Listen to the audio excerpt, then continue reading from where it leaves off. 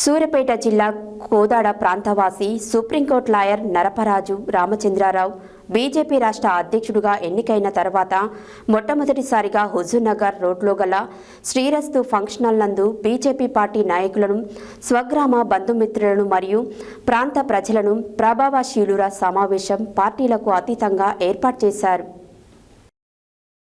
సూర్యాపేట జిల్లా కోదాడ ప్రాంతవాసి Supreme Court lawyer Naraparaju Ramachandra Rao BJP రాష్ట్ర అధ్యక్షుడిగా ఎన్నికైన తర్వాత మొట్టమొదటిసారిగా హుజూర్నగర్ రోడ్లో గల శ్రీరస్తు ఫంక్షన్ హాల్ నందు బీజేపీ పార్టీ నాయకులను, స్వగ్రామ బంధుమిత్రులను మరియు ప్రాంత ప్రజలను ప్రభావశీలుల సమావేశం పార్టీలకు అతీతంగా ఏర్పాటు చేసిన కార్యక్రమంలో వారు పాల్గొని ప్రస్తుత రాజకీయ పరిస్థితులపై మాట్లాడారు.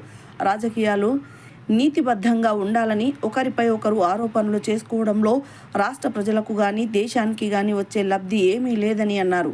ఇట్టి కార్యక్రమంలో మాజీ ఎమ్మెల్యే వేనేపల్లి చంద్రరావు, మొత్తం పాండురంగారావు, పందిరి నాగిరెడ్డి, వివిధ కళాశాల యాజమాన్యం, డాక్టర్ సుబ్బారావు, వివిధ డాక్టర్లు, లాయర్లు, బీజేపీ పార్టీ రాష్ట్ర నాయకులు, జిల్లా నాయకులు, మండల నాయకులు, యువజన నాయకులు, కార్యకర్తలు వారిని కలిసి సత్కరించి అభినందనలు తెలిపారు.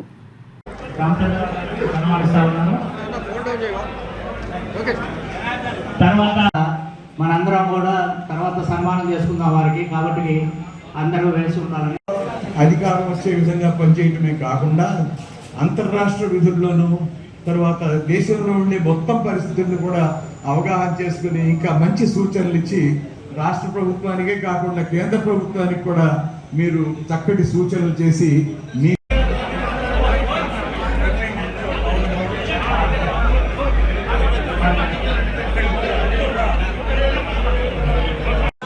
ఈ యొక్క ఆత్మీయ సమ్మేళనంలో రోజైతే ఎలక్షన్స్లో డబ్బు మహిళలను తగ్గిస్తామో, ఏ రోజైతే డబ్బు లేకుండా ఎలక్షన్లో గెలిచే ప్రయత్నం మనం చేస్తామో ఆ రోజే మనకు అసలైనటువంటి ప్రజాస్వామ్యం చెప్పి తెలియజేస్తుంది.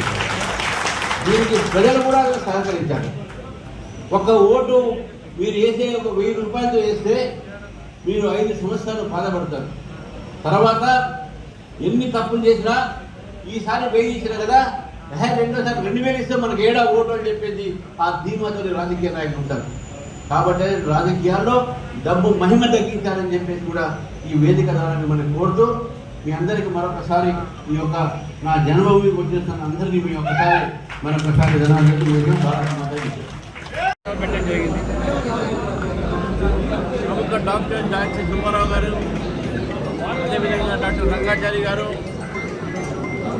మాజీ ఎమ్మెల్యే వేనేపల్లి చంద్రరావు గారు, అనంతగిరి జెడ్పీటీసీ సభ్యులు వాసు గారు, ఇతర రాజకీయాల నుంచి కూడా చాలామంది రావడం జరిగింది.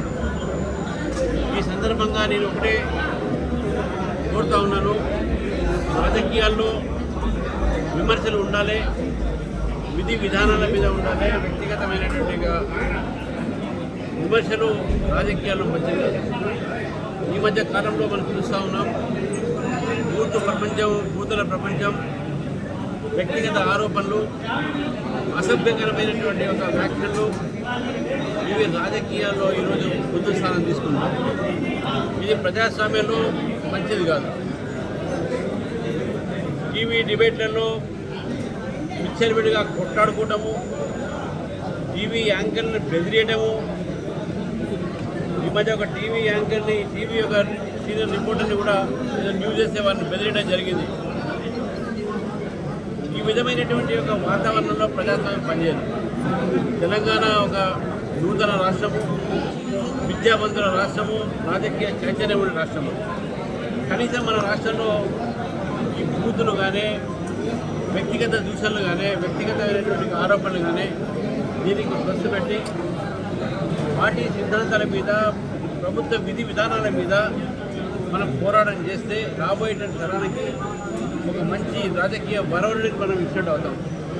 ఈ సందర్భంగా ఈ పురప్రముఖుల ఈ యొక్క వేదిక ద్వారా నేను 2 కోరుతా ఉన్నాను. ఒకవైపు రాజకీయాల్లో మనము మంచి వరవడిని తీసుకొని రావాలి. రెండోది, రాజకీయాల్లో డబ్బు పాత్ర తగ్గాలి. డబ్బుతోని రాజకీయాలు చేస్తే అదే ప్రజాస్వామ్యం మంచిది కాదు. ఎన్నికలు వచ్చే వరకు డబ్బులతోనే మేము గెలుస్తాము అనేటువంటి ఆలోచన ఉన్న రాజకీయ పార్టీలు కానీ వ్యక్తులు కానీ ఈ సమాజానికి కానీ ఈ దేశానికి కానీ ప్రజాస్వామ్యం కానీ మంచి చేయట్లేదు. కాబట్టి రాజకీయాల్లో